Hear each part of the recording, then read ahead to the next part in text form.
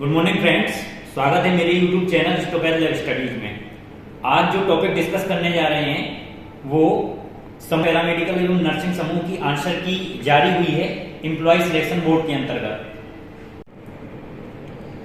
तो technical questions का ही हम डिस्क्राइब आंसर देखेंगे। तो 25 नंबर का तो सब लोगों के लिए कंपलसरी रहता है। जो लैब टेक्नीशियन लैब असिस्टेंट के लिए क्वेश्चंस थे वो 26 थे। तो question number 26, which unit is the smallest, इसमें पूछा गया है कि कौन सी इकाई सबसे छोटी है। तो आप देखिए मिलीमीटर, माइक्रोमीटर, मीटर। तो right answer nanometre. Question number 27, what is the colour of urine in jaundice. ये पूछ रहा है कि जॉइंडिस में यूरिन का कौन सा कलर होता है। तो आप सबसे पहले इलिमिनेट कीजिए। टी लाइक हो नहीं सकता है, कलरलेस नहीं हो सकता है, लाइट येलो नहीं हो सकता है। तो इसका राइट आंसर जो होगा वो होगा dark yellow. Question number 28, what is the name given to a substances that kills disease produce micro organism not spore and age. इसका मतलब यह है, पहले तो क्वेश्चन को आप समझो कि उस पदार्थ को क्या नाम दिया जाता है जो रोग पैदा करने वाले माइक्रो ऑर्गेनिज्म को मारता है जबकि स्पोर्स को नहीं। तो इसका राइट आंसर है ये डिसइंफेक्टेंट। डिसइंफेक्टेंट जो होता है केवल माइक्रो ऑर्गेनिज्म को किल कर सकता है पर स्पोर्स को नहीं। अगर स्पोर्स को किल करना है तो आपको ऑटोक्लेव करना पड़ेगा 121 डिग्री सेंटीग्रेड पे 15 LVS पे फॉर 15 मिनट के लिए। ये हमेशा याद रखें। Question number 29, solid crystal of potassium oxalate are added to distil water in a container. What term best describe the potassium oxalate. मतलब ये पूछ रहा है कि अगर पोटेशियम ऑक्सलेट के ठोस क्रिस्टल को एक कंटेनर में डिस्टिल वाटर में अगर मिलाया जाता है तो उसको घोल को बोलते क्या है। सॉल्वेंट बोलते हैं, रीजेंट बोलते हैं, सॉल्यूट बोलते हैं या सॉल्यूशन। तो इसका राइट आंसर है सॉल्यूट। आपको सॉल्वेंट और सॉल्यूट में कंफ्यूज नहीं होना है। Question number 30, which reagent can be used as dilute during a WBC count. WBC count के दौरान कौन सा रिएजेंट में डाइल्यूट यूज किया जाता है। तो इसका नाम नहीं पूछा है, अंदर का कंपोजिशन पूछ जाता। वैसे टक्स फ्लूट का यूज किया जाता है, उसमें होता क्या है वो पूछा गया है। तो आप एलिमिनेट कीजिए एसिटिक एसिड और ट्राइफॉस्फोरिक एसिड, ये होता नहीं है। Acetic acid and hydrochloric acid ये भी एलिमिनेट कर दीजिए सी नंबर का। डी नंबर का acetic acid and sulphuric acid. तो जो राइट आंसर है वो acetic acid and citric acid है। Question number 31, which of the following causes luetic ब्लास्टाइलोसिस ऑन इंटर ओरल मैनिफेस्टेशन।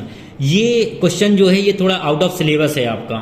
इसका राइट आंसर जो है ट्रेपेनोमा पैलिडम है। तो आप ये याद रखिए। Question number 32, which among the following causes syphilis. ये हर जगह क्वेश्चन पूछा जाता है। 2020 में भी पूछा गया, 2017 के भी क्वेश्चन पेपर्स में पूछा गया है। तो सिफिलिस बीमारी को कॉज करने के लिए कौन सा पैरासाइट रिस्पॉन्सिबल है। तो इसका राइट आंसर है Treponema pallidum. How many bones are there in a adult human body. Adult human body में कितनी बोन्स पाई जाती हैं। तो इसमें कंफ्यूज नहीं होना, 306 और 206 में 206 ही हड्डियां पाई जाती हैं। तो आपको 206। Question number 34, what do we mean by semen analysis. Semen analysis के बारे में क्या अभिप्राय है, मतलब क्यों करते हैं। तो ये थ्रू एग्जामिनेशन ऑफ स्पर्म करते तो जरूर है पर ये राइट आंसर नहीं है। ये rarely use in fertility test नहीं, रियरली यूज नहीं करते हैं। तो इसका जो राइट आंसर है option D, a routine infertility test. ये रूटीन इनफर्टिलिटी टेस्ट। ऐसे में सिली मिस्टेक्स हो सकती है, आप रूटीन फर्टिलिटी टेस्ट लगा सकते हैं लेकिन ये इनफर्टिलिटी टेस्ट के लिए करते हैं। Question number 35, creatinine clearance test is done. Simple सा पूछा गया है, जो क्रिएटिनिन क्लियरेंस टेस्ट होता है वो क्या दिखाता है।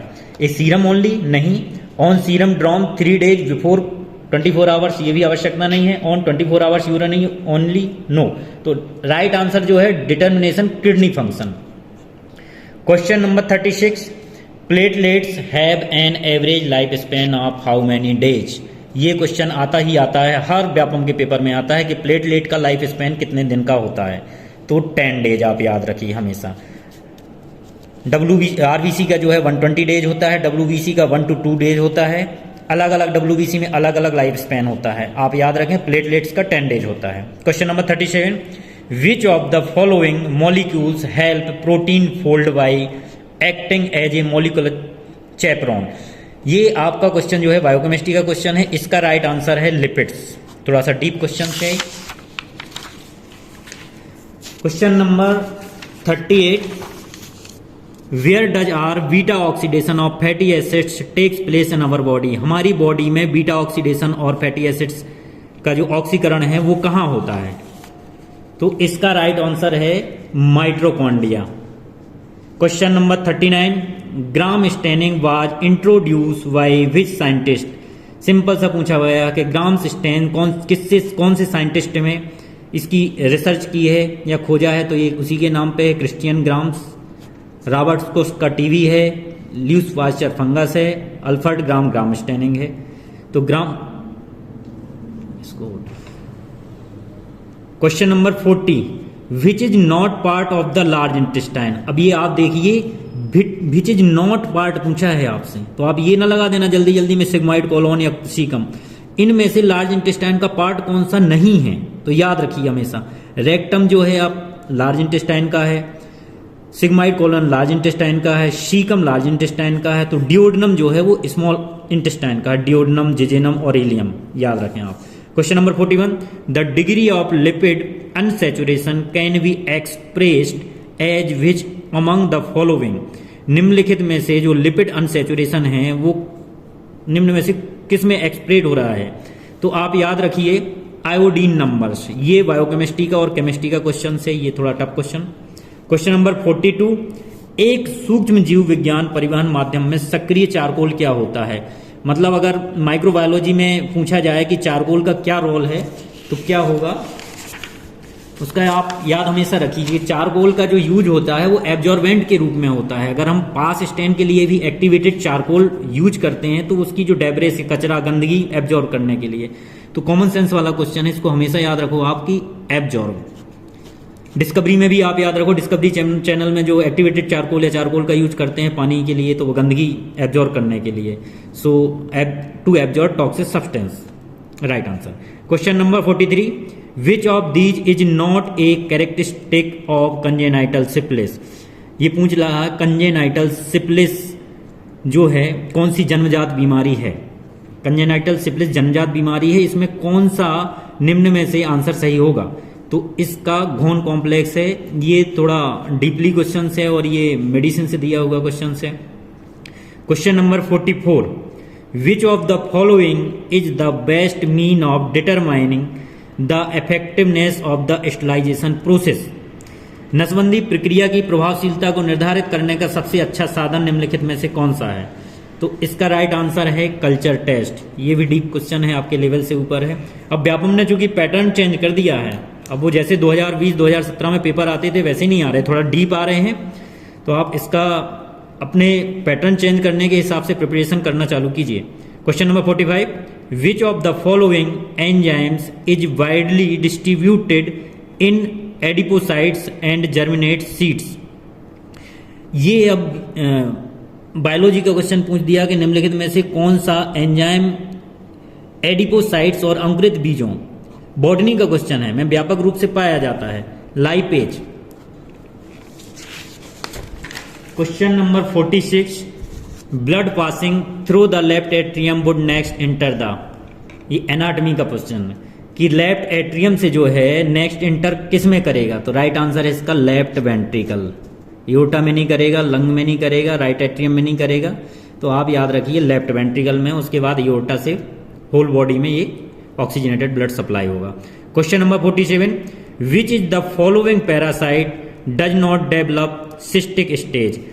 निम्न में से चारों जो है स्टूल पैरासाइट्स हैं, पर इसमें से सिस्टिक स्टेज डेवलप नहीं होती है, डज नॉट डेवलप। तो आप याद हमेशा रखो, एंटेरोवियस वर्मिकुलेरिस जो है इसमें सिस्ट भी होता है, ओवा भी होता है। जियार्डिया लैम्बिया इसमें भी ओवा होता है, सिस्ट होता है। एंटोमीबा हिस्टोलेट का उसमें भी होता है। तो राइट आंसर जो है वो है ट्राइकोमोनास वेजाइनलिस। ये जो है यूरिन पैरासाइट्स हैं, टीएच ट्राइकोमोनास वेजाइनलिस और ट्राइकोमोनास होमिनस, इसको हमेशा याद रखिए। Question number 48, where should stereometer strips be positions. ये क्वेश्चन आउट ऑफ सिलेबस है। स्टेरोमीटर स्ट्रिप्स को कहाँ रखा जाना चाहिए? तो इसका राइट आंसर है in the centre of each article, out of syllabus question. Question number 49, the chemical name of bleaching powder is, bleaching powder का केमिकल नाम क्या है? तो सिंपल है CaOCl2। क्वेश्चन नंबर 50,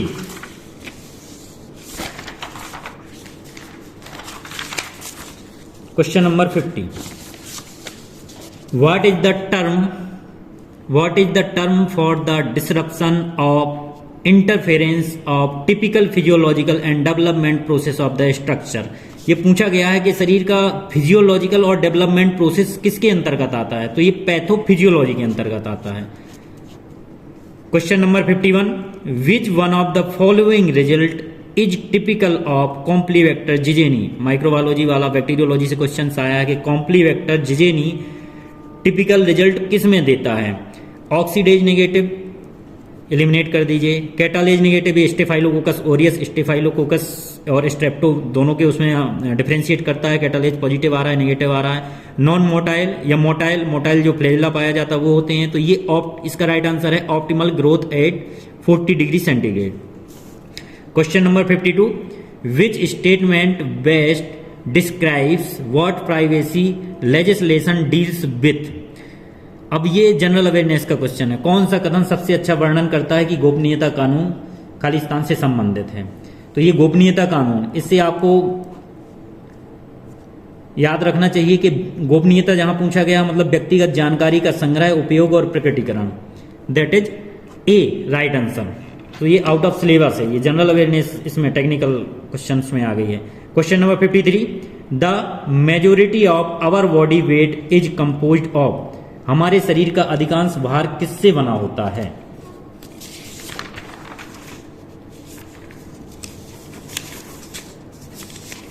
तो देखिए हमारे शरीर का अधिकांश भार किससे बना हुआ है? सबसे पहला आंसर जो है from water, part of body, from bones.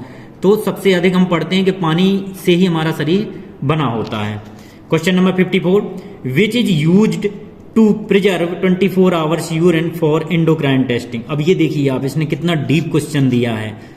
ये क्लिनिकल पैथोलॉजी से क्वेश्चन है कि 24 आवर्स अगर यूरिन को आप प्रिजर्व रखना है, वैसे तो प्रिजर्वेटिव हम यूज करते हैं, फ्रेज कर सकते हैं, HCl कर सकते हैं, थाइमोल क्रिस्टल्स कर सकते हैं, फॉर्मल्डिहाइड कर सकते हैं रूटीन एग्जामिनेशन के लिए, पर इन्होंने स्पेसिफिक दिया है कि एंडोक्राइन टेस्टिंग के लिए आप कौन सा प्रिजर्वेटिव यूज करोगे।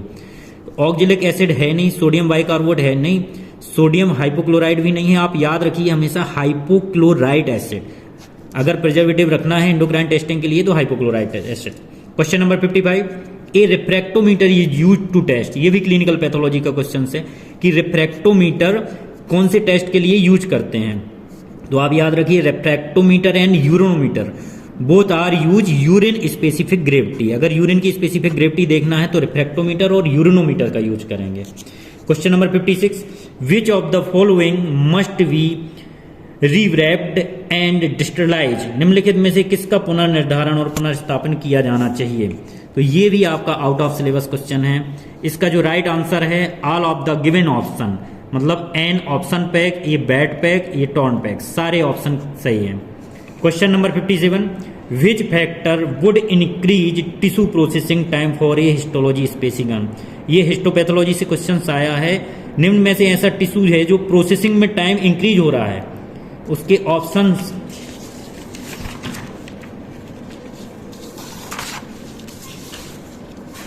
Vacuum infiltration. ये टिश्यू प्रोसेसिंग की बात कर रही है, कौन सा टिश्यू ऐसा है कि जिसमें हमें टाइम टिश्यू प्रोसेसिंग का बढ़ाना पड़ेगा? तो वैक्यूम इन्फिल्ट्रेशन तो है नहीं, जेंटल एजिटेशन तो सिंपल प्रोसेसिंग में करते हैं, जेंटल हीट भी करते हैं। तो इसका अगर जो भी टिश्यू डेंस होगा उसके सेलुलर स्ट्रक्चर्स में बैग्स है या इम्प्रेग्नेशन है, इन्फिल्ट्रेशन पहुंचने में टाइम लगेगा। तो इसलिए टाइम प्रोसेस जो है बढ़ने के लिए डेंस टिश्यू ही रिस्पॉन्सिबल है। Question number 58, what is the smallest unit of life that scientist agree is life? अब ये चार ऑप्शन दिए हुए हैं कि जिसमें स्मॉलेस्ट यूनिट ऑफ लाइफ, जिंदगी की सबसे सूक्ष्मतम इकाई क्या है? तो हम आप 11-12 से पढ़ते आ रहे हैं कि cells unit is the smallest unit of the body. Question number 59, bone marrow test was invented in which among the following years? अब इन्होंने पूछा है कि बोन मैरो इन्वेंटेड कब हुई है, मतलब इसकी खोज कब की गई है या पहला टेस्ट कब किया गया, तो राइट आंसर 1960। ये बहुत ही डीप क्वेश्चन था। A rice water stool is characteristic of patient infected with, ये हमेशा क्वेश्चन आता है, चाहे 2017 का पेपर उठा के देख लीजिए आप, 2020 का व्यापम का लैब टेक्नीशियंस का। ये राइस वाटर स्टूल किस बैक्टीरिया में दिखता है, तो ये सिंपल है, विब्रियो कॉलेरा में ही दिखता है। Question number 61,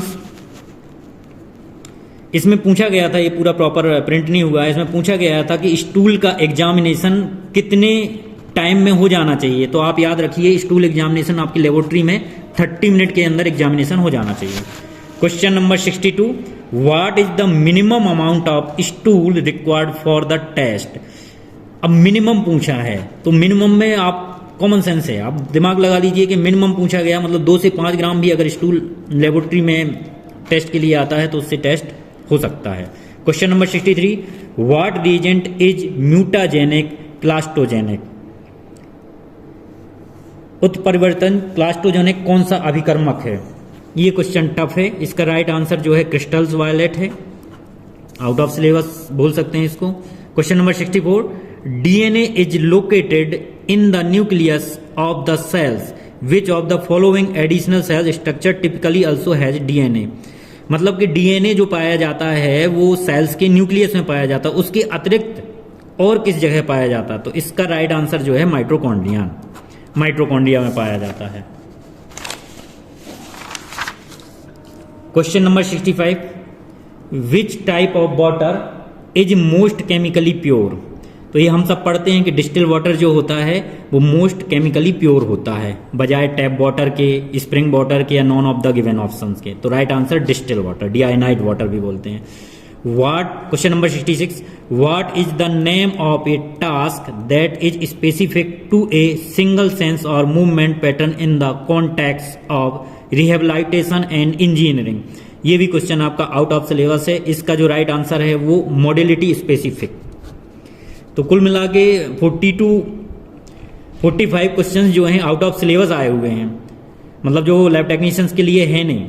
question number 67, which metal is use to make screw driver. देखिए अब ये जनरल साइंस का क्वेश्चन पूछ लिया गया है कि स्क्रू ड्राइवर के लिए कौन सा मेटल यूज करते हैं।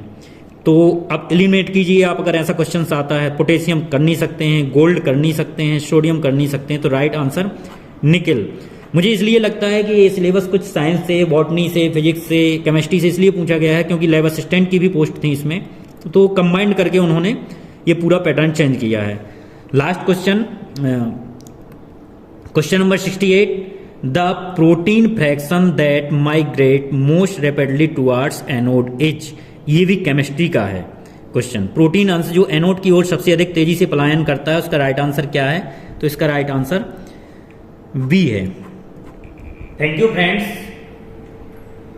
आप अपने जो आपको ऑब्टेन हुए हैं मार्क व्यापम के लैब टेक्नीशियन, लैब असिस्टेंट के एग्जाम में मेरे पर्सनल व्हाट्सएप नंबर 9826347851 पे भी शेयर कर सकते हैं या वीडियो के कमेंट्स में भी कर सकते हैं, ताकि मैं एक्सपेक्टेड कट ऑफ बना सकूं। क्योंकि एनएचएम की भी जो मैंने एमपी एनएचएम लैब टेक्नीशियन की एग्जाम की कट ऑफ बनाई थी वो 90 to 95 सही हुई है। तो प्लीज आप मुझे अपने नंबर शेयर जरूर करें। थैंक यू, और मेरा चैनल सब्सक्राइब करें, कमेंट जरूर करें।